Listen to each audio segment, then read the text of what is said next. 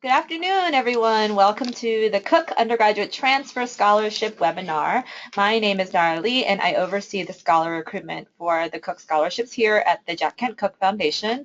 I'm really grateful for everyone who made the time to join us this afternoon. I know a lot of folks have teaching schedules and meetings, and so we're really appreciative.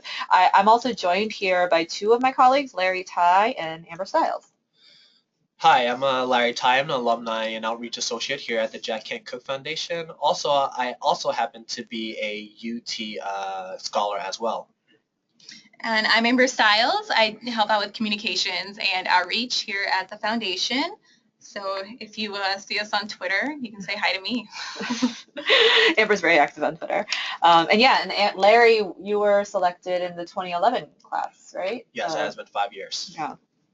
So a few housekeeping announcements before we begin. We do have an automatic setting to mute everyone on the call because of the large number of folks who are calling in, and I know some people might have to jump off in the middle, which is fine. We'll actually send everybody all the content and even try to outline the transcript of the Q&A that we'll do at the end to all the faculty representatives. So regardless of whether everyone was on the call or not, please feel free to share the info with your community college campus, network, and students, of course.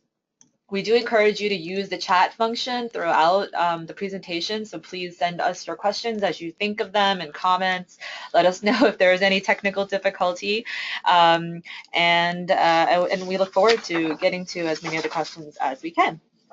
So welcome again to the webinar. The Cooke Foundation provides the largest scholarships in the country to high-achieving students from low-income backgrounds.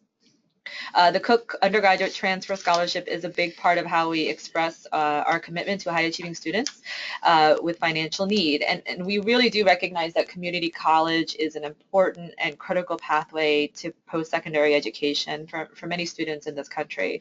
So we're so proud to have this scholarship.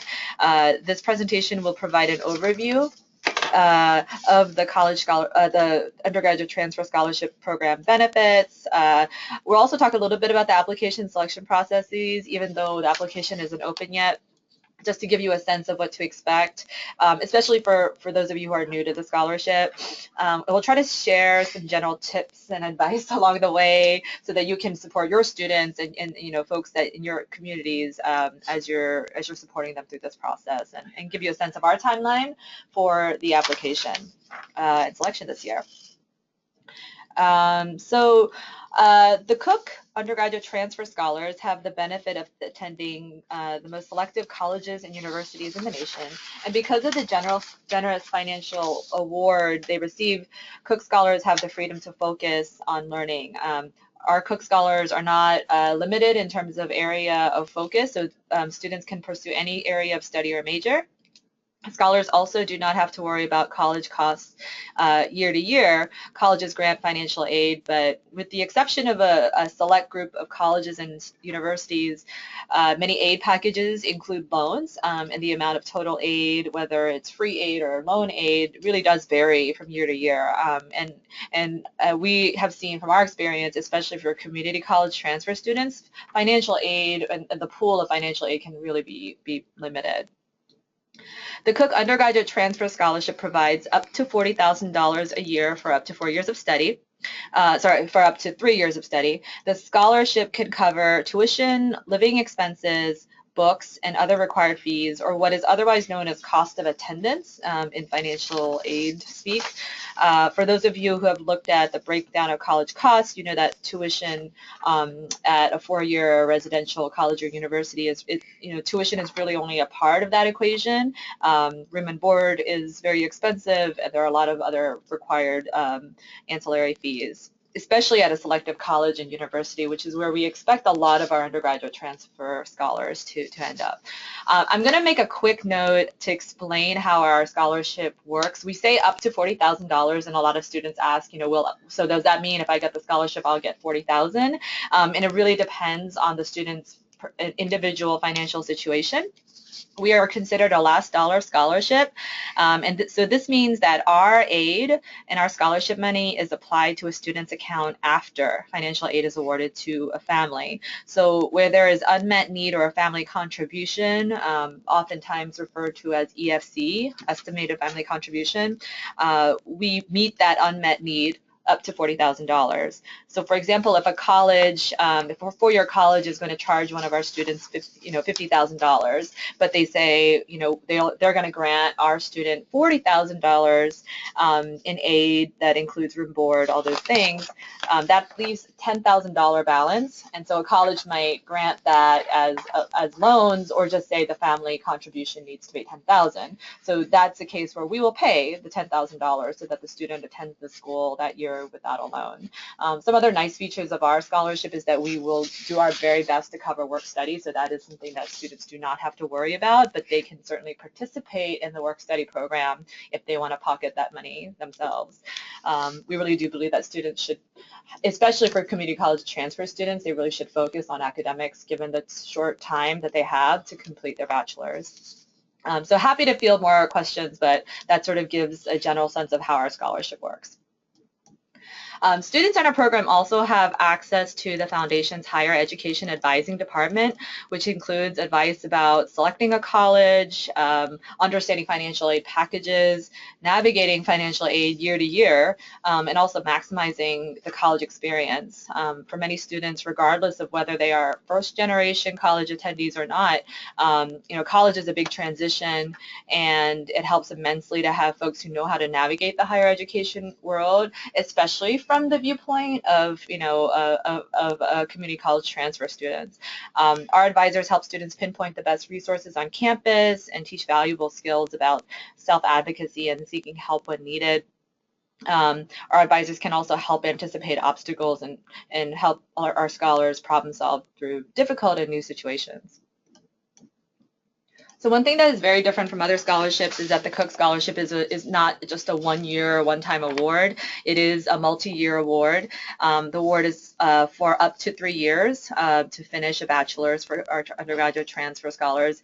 And what is really nice is that Cooke scholars are encouraged to attend graduate school, and we provide funding for that. Up to $50,000 a year of graduate school funding is available for up to 3 years after a student receives their bachelor's. And we do know that a lot of our scholars have aspirations and goals that really would require a master's degree or a higher or a graduate degree beyond their bachelor's. So this is a really nice piece of support that we offer our scholars. And if you ask our current scholars what the best part of the scholarship is, I'm sure many would say that the money is not bad, right, Larry? The money is pretty nice. But I think the scholar community is probably another thing that very often is on the tip of the tongues of a lot of our scholars. It's as being something that is truly rewarding and really priceless in terms of benefit. Each August, we welcome our new scholars from all of our scholarship programs to a gathering called Scholars Weekend. And this weekend is all expense paid. It's really a wonderful experience. I'm actually going to hand it over to Larry to give you a sense of what this weekend is really about, because he knew what it was like to come to one of these weekends as a scholar. Yeah, absolutely. Nara is totally right that the money is not bad at all. But one of the biggest perks and one of the greatest experiences that I ever had as an undergraduate transfer Cooke scholar is Scholars Weekend. I've been to 5 of them, and every single time I leave inspired and I leave motivated to go back to my school or to continue my work. It is an amazing weekend for current scholars and also new scholars to bond and create community.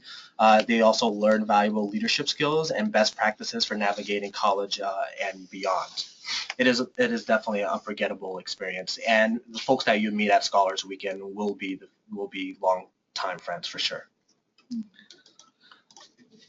In addition to Scholars Weekend, we also have opportunities for our Cooke Scholar alums to meet as well. So every other year, the foundation hosts alumni of the scholarship programs at an alumni summit. Currently, there are nearly 1,000 Cooke alums across the country and around the world. So one characteristic that really binds the scholar community is the commitment to making the world a better place The Cooke Foundation supports local and regional gatherings for scholars all across the country and the world to give back to the community and do outreach in various ways. Scholars and alumni have volunteered at schools and community centers, conducted college counseling and awareness workshops as Title I schools, and many scholars of our own have found their own nonprofit organizations at grassroots and also at the national level.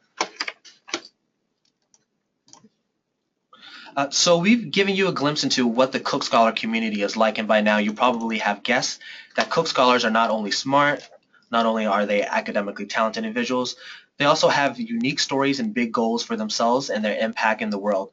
Cooke Scholars embody the motto of the foundation, which is to think big, work hard, and achieve. Many of you probably skimmed our website or know from previous years our eligibility criteria. Some of the faculty on the call may be new to our scholarship, so we want to review for you the criteria for the program. Here are some of the details. The student must be a current student at an accredited U.S. community college or two-year institution with sophomore status as of or a recent graduate since spring of 2011. They must also plan to enroll in a full-time baccalaureate program at an accredited college or university in the fall of 2016. In addition to those requirements, they must also have a cumulative undergraduate grade point average of 3.5 or better on a 4.0 scale or the equivalent, and not have previously been nominated for the Jack Kent Cooke Foundation Undergraduate Transfer Scholarship. So a quick note here, when we first began this scholarship, I think it's almost been, it's been over 10 years. In the very early years, we actually required a faculty representative to nominate a student, and we actually limited the number of students who could apply from each campus, so only one student could be nominated. So we actually opened that up, and we're very agnostic about that now. There's no limit, there's no quota, we don't have state limits or anything like that.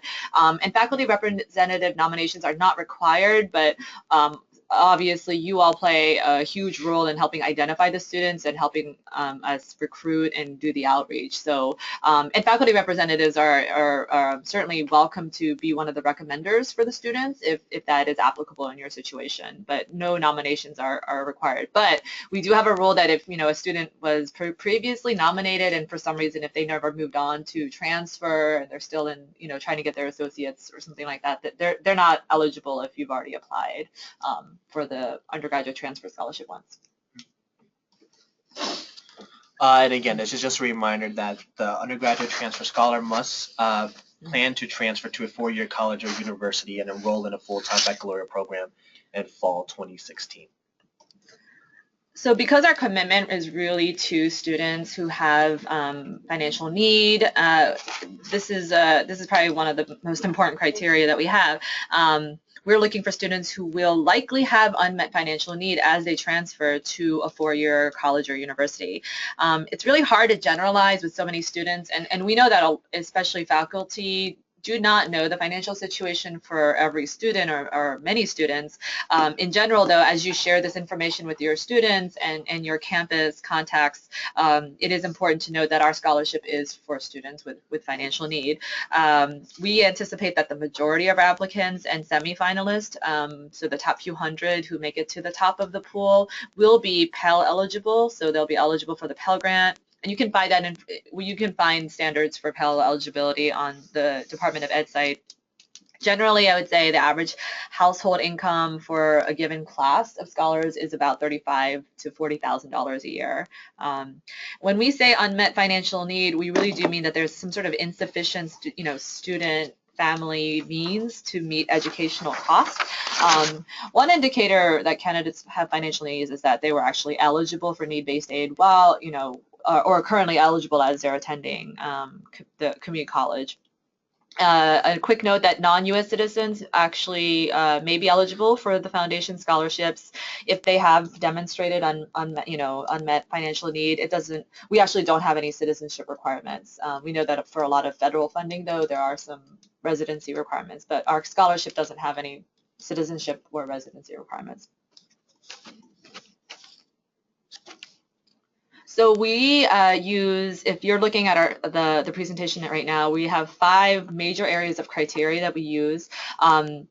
scholars are chosen nationally, we do our selection involving our foundation program staff, but we actually also include outside readers. And some of you actually may have helped us out over the years.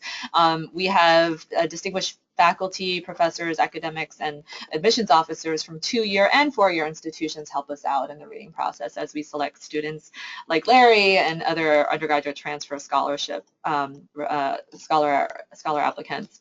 Our criteria are as follows. Academic ability. This is really key. We're looking at academic ability and achievement as defined by academic record, awards and honors, and this is where the recommendations will be so important, which we'll touch on later. We're also looking at the rigor of a student's curriculum. So if there's honors programming or more advanced coursework available, that's where we're really trying to see if the student took advantage of that. We're looking at students who have goals. So in the application, we ask students to give us an idea of what their long-term goals are, and that's where we sort of see persistence and leadership. And as Larry mentioned before, something that binds our scholar community is really this vision to give back and make the world a better place. So and that can be demonstrated in so many ways, but we sort of call this characteristic at our foundation this desire to help others. So we really do want to see that come out in the application, a strong concern for others as demonstrated through achievement, actions, and aspirations.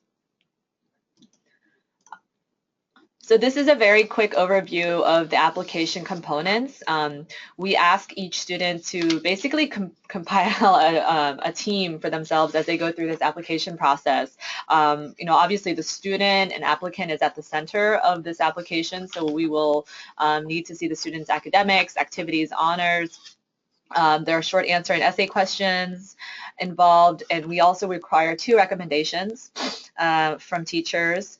And there's financial forms, which are probably some of the most difficult. I've never heard anyone really say, I'm so excited to fill out a financial application, but they are quite necessary for our scholarship because of the nature of our scholarship. And if a student is under 30, then we do ask that the student gets financial forms from their parents as well, or parents or guardians. And of course, official transcripts are needed for our scholarship. So we're going to share just a couple of general tips, and we have more, and we'll try to share them with you as the application launches. It's really about having a good start, follow through, and finish. So one big tip is, as soon as the application launches, please encourage your students to start right away. It just gives them a leg up. It gives them plenty of time without stress to really put in a quality application and not rush the different members of their team. So if they have 2 recommenders and 2 parents who need to fill out forms, it gives them plenty of time. Another good piece of advice is to really follow up, for the students to really tell them. They probably never filled out an application as onerous as ours, to be honest, before. So I think that's a really good reminder for students that this is a really important application. It's not impossible. It's actually not too difficult, but there are a lot of parts. So it is really the student's responsibility to follow up with their recommenders, their faculty reps, if they're, if you all are helping them out, and their parents to make sure all the parts are completed. If one part of the application is not completed, it will be considered incomplete. And then finally, this might seem a little commonsensical and not really like advice, but it is really important to finish the application. Students cannot be eligible for the scholarship if they don't submit the application, and we actually do get calls from students who say, oh, they forgot the deadline, or is there any way they could get an extension? And we get so many applicants that we really do have to close that application when we close it. We anticipate that we will launch sometime in early October for this cycle, and then close in early December, and we'll be sure to keep you apprised of the dates as we learn them. Larry will talk a little bit more about timeline later. So please note these important dates. So unfortunately, at the moment, we don't have a hard launch date yet. So Nara mentioned this a little earlier, but we definitely plan to launch the application sometime from early to mid-October. And you can definitely just pay attention to your email, and we will definitely notify you when the application launches.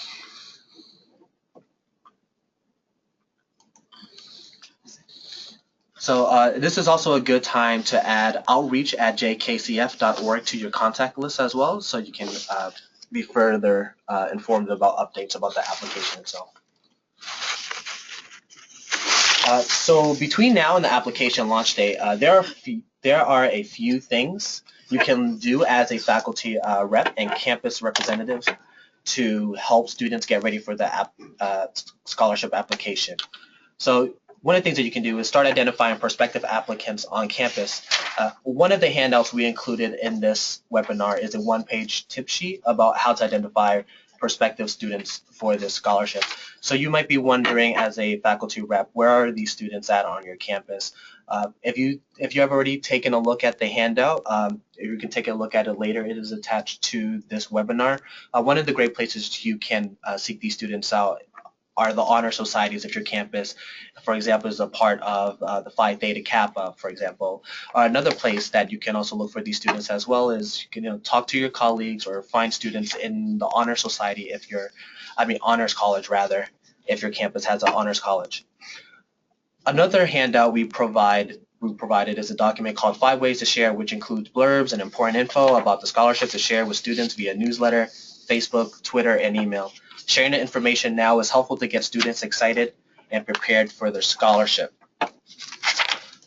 And one of the things we're doing differently this year also is on the end here at the foundation is that we want to help students prepare for the workshop and share with them best practices and tips in order to increase the level of competitiveness of their scholarship application. So feel free to invite students to attend an application workshop featuring past UT Cooke scholars and also current undergraduate transfer scholars as well, on October 20th at 6 p.m. Eastern Standard Time.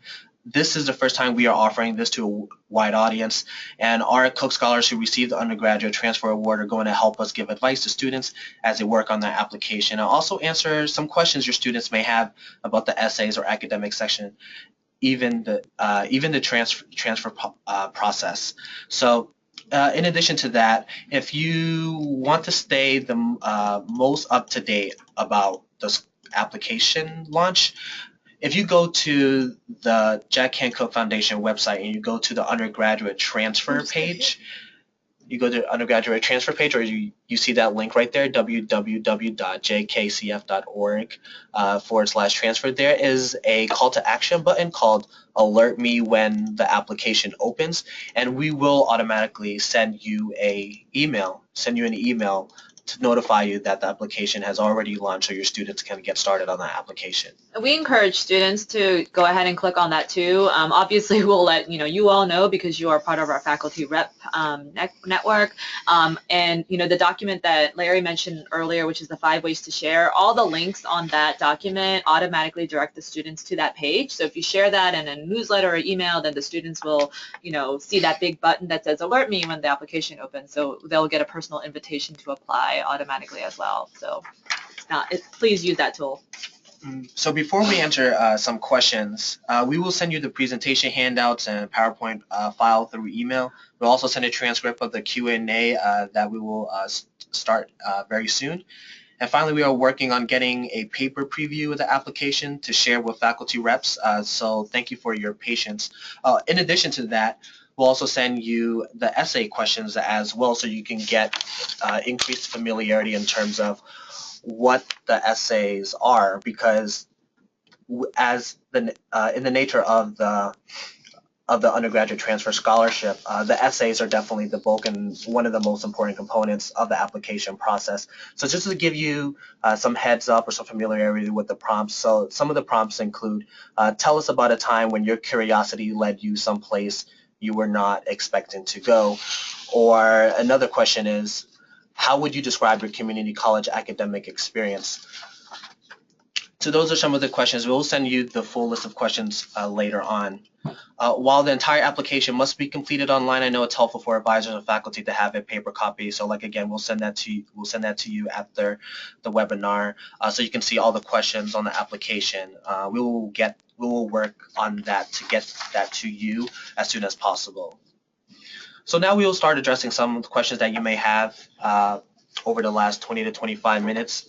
If you need to jump off the webinar and and continue your work, we will follow up and send a recording of this presentation to everyone registered, and also include an invitation to share with your students for the Tuesday, October 20th application workshop. All right, so I will go ahead and kick off the Q&A. Some of the questions, if they're a little bit specific, or you have questions about students' personal or family financial situations, I would direct them to first email the scholarships@jkcf.org. There's also a toll-free number that they can call and reach one of our advisors for some help, but email is probably primarily the easiest way to reach our higher ed advisors. So there's one question about a level 3 institution that awards multiple associate, bachelor, and master degrees. That would be a perfect example of a question I would send over to the scholarships@jkcf.org just so that they can look up the name of your school and make sure it's one of the institutions eligible for students to transfer or continue attending.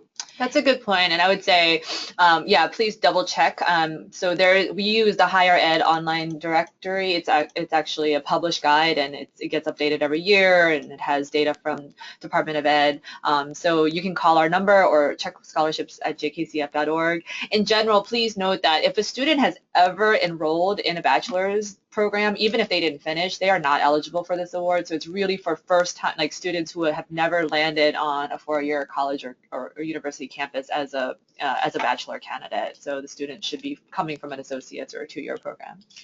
Okay, and it looks like we also have a question about the continuing graduate scholarship. So someone wants to know if all of the undergraduate transfer scholars, are they automatically eligible for the $50,000 each year, or would they have to fill out a separate application? Good question. So they're automatically eligible, but there is an application process that they have to go through. Within 2-3 years of getting a bachelor's, if any of our Cooke scholars wants to, go get a master's degree or enroll in a PhD program, we ask them to fill out what is a shorter application than this application process, and just so that we know that the student has thought through thoughtfully about their post-secondary plans.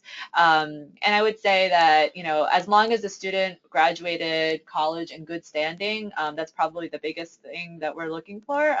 And most of our scholars, actually a really large percentage of our undergraduate transfer scholars opt to go to continue. So you're automatically eligible, you're not competing, and we the way that we do things at the foundation is the way that we budget expecting to fund everybody through grad school. So you're not competing against anyone else. The only folks who can get a graduate scholarship with us are students who are undergraduate transfer scholars or college scholars.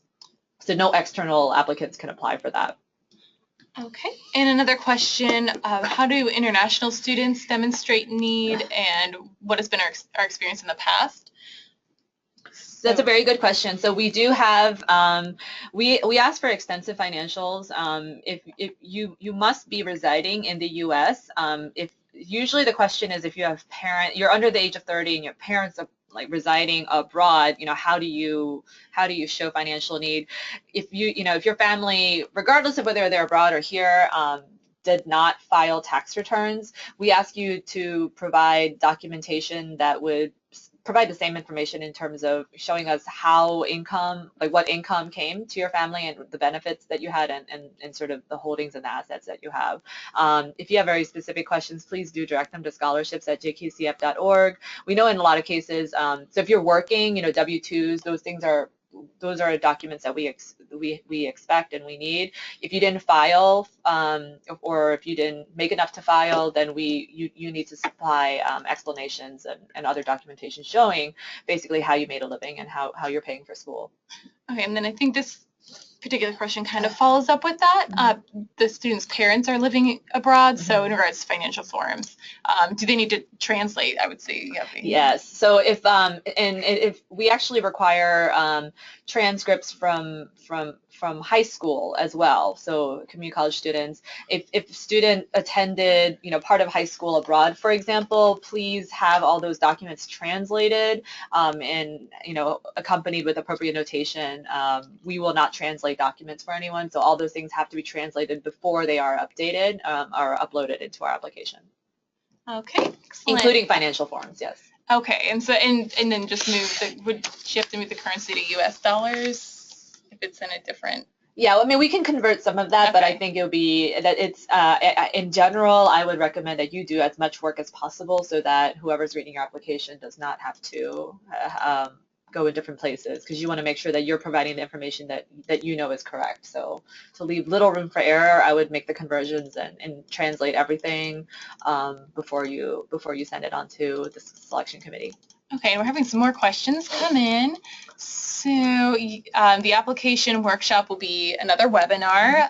There'll be information on Twitter as well as we'll send out an email reminder about that. And It's actually also, yeah, it's also in the 5 ways to share handout that we shared just today. And then and Amber's going to follow up with everyone and include all the attachments. It's like number 4 in the 5 ways to share. We give you the link to the webinar. It is going to be a webinar, and we'll try to, we'll try to have a little bit of webcam activity going there so people can see some of our scholars live. Okay, and we will be emailing out PowerPoint slides some point either later this week or early next week that you can reference. I think a good question that a lot of folks have is about the school that they transfer to. So in the application, we do ask students to tell us where they're planning on applying or where they're already in the process of applying, and that's really important. I think I'll let Larry chime in too, but we're really looking at this scholarship as a very prestigious and rare opportunity for students to go to a 4-year college or university with full funding. We know from our research and our experience that students who transfer do much better when they go to selective universities that have much more resources and support, higher graduation rates.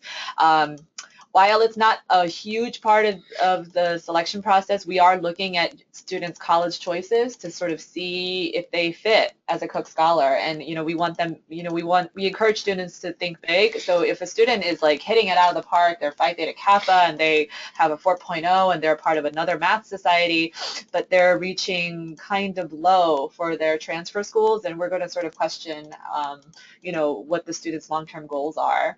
So please encourage your students to think big as they're planning for college. We really do want to meet significant unmet financial need. I'll let Larry chime in if he has thoughts about so we don't have limits, right? Like you can go to any college, but we do ask you to think thoughtfully about it. Yeah, absolutely. Nara articulated better than I can, but NAR probably has the empirical evidence here being at the foundation for quite a while, noticing that a lot of our undergraduate transfer scholars who do transfer to some of the most selective universities in our country tend to do better just because of the resources, financial aid, the state-of-the-art facilities, just different things like that.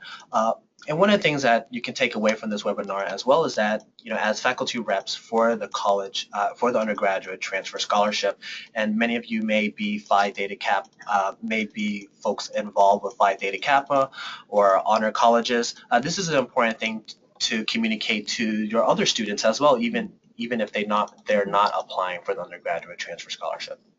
Excellent. And a few kind of trying to pick questions that have a common theme. Approximately how many new students receive the scholarship each year, and do we distribute them across the country? Yes. So yes, the scholarship is a national scholarship.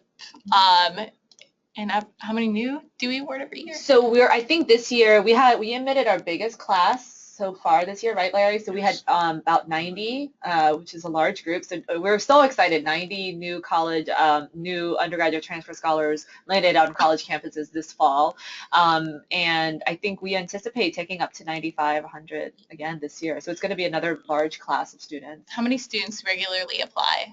I think so. Last year we had about 2,000. 2,000 from 500, around 500, 550 different community colleges.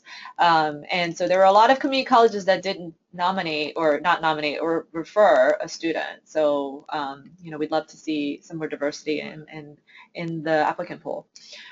I think another common question, some people are asking about age. We don't have any age restrictions or requirements for the scholarship.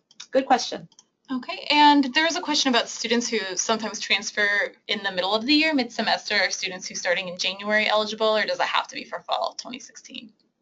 Yeah, it will have to be fall of 2016. Unfortunately, we can't make any accommodations for that because we disperse our scholarships always on an annual basis where the students would enroll in enrolled in the fall semester of their four-year institution. Okay. And this looks a faculty rep question. It says sometimes faculty representatives are assist us as scholarship readers. Do we send out a call for volunteers, or can interested individuals just email us or let us know that they're interested in helping? That's a good question. I think so. Our director of higher education oversees our selection process. We sort of our recruitment process sort of blends into our selection process. Short answer: please email us. Actually, maybe I would recommend using our outreach at jkcf.org email if you are interested, and we will make sure that that gets directed to our scholarship planning committee. Definitely. We're always grateful to have volunteers. And there's a couple questions. If a student has attended multiple community colleges, are they eligible to attend? I think as long as they haven't been in a four-year institution. Yeah. So, but we will need transcripts from all the institutions, all the coursework that they did. Good question. Okay. And any technical, if there's technical trouble with the application in the future? We never have technical problems. What are you talking? No, that's good. Yes. So actually, when the application opens on the front page, we actually made it a lot easier this year. Students can actually just sign in, like create an automatic login account using Google or Facebook, so they don't have to enter information twice. But very prominently on the front page, I think, right, Amber, we have the scholarships at jkcf.org email, so that students can just click on that and send a question if they're having problems. That email address is also in the application and in the dashboard. So once the student logs in and they're like, wait a minute, I thought I did this and it's missing, or there's some technical problem. When students log in, they'll actually be able to see the different components of their application. So they'll see, student form incomplete, and they'll see parent form complete, and they'll see the two different recommendation forms. So students really can track to see the progress. So they might have completed their portion of the application, but they'll see that their recommenders have not submitted their materials. So that's a good way to sort of troubleshoot and also keep tabs on where the student has not completed their portion. And there's a few other questions coming in. Immigration status is not something that we consider. So for more specific inquiries about a personal situation, again, I would direct you to go to the jkcf.org/transfer, and on the left-hand side there's some FAQs, some facts that you can reference in very specific situations, or if there's a particular parent or family situation, please, I encourage you to email the scholarships at jkcf.org so our higher ed advisors can help you with a specific inquiry. So test scores are not required for the application, but we do if there's a very specific language in the application, and if it applies to you, for example, if you were an international student or you are an ESL student, or then we may require you to upload TOEFL scores. But we do not require SAT or ACT scores. That said, as a lot of folks are working with the transfer, some folks on the call work with just the scholarship part, and some other folks work with transfer students as well. A lot of the higher ed institutions that we work with, they do require SAT, ACT scores. So like Habona, right? We had a call with them. They require SAT scores. So a lot of the selective schools do. So even though our scholarship doesn't require that, we do ask that, maybe have a gentle reminder to those students who are thinking about applying to those schools that they should have those scores ready. Okay, and I think that covers most of the general questions. Again, we'll be looking at a transcript of all the questions that have been submitted. If there's any that we didn't get to, or you have a personal question, please email us. And we will also be working on answering all the questions, and along with the slides that we'll send out, we'll have a transcript with some Q&A to make sure that everybody's questions get addressed. Yeah. And Amber, Larry, and I are really eager to support you all for the good work that you're going to be doing for us this fall. Thank you for your patience as we try to get closer to the application launch date. I think the next time we send out the email, if you noticed in our welcome email, we did include all of our email addresses too. So please feel free to reach out to us. I think it's best to direct the students to the scholarships at jkcf.org, or the phone number, the 855 number, so that they get more technical assistance and things as needed. But for faculty reps, we want to be there for you also. Larry, any final remarks before we Yeah, close off? I just want to say that faculty representatives for the undergraduate transfer scholarship are definitely integral and definitely important for finding the next generation of Cooke scholars. As a Cooke scholar myself who got the scholarship 4 or 5 years ago, the person that helped me with my essays day in and day out was my faculty rep, and I can't thank her enough. I actually met her very recently, actually this past Monday, and every time we see each other, I always give her a lot of thanks because the scholarship definitely have changed my life. So thank you for your service and and helping students on your campus who are hardworking, thinking big, and achieving a great deal of success. And looking forward to continue their education at some of the most selective universities in our country. I just want to say thank you. Wonderful. Well, thank you all, and we'll see you and chat with you all soon.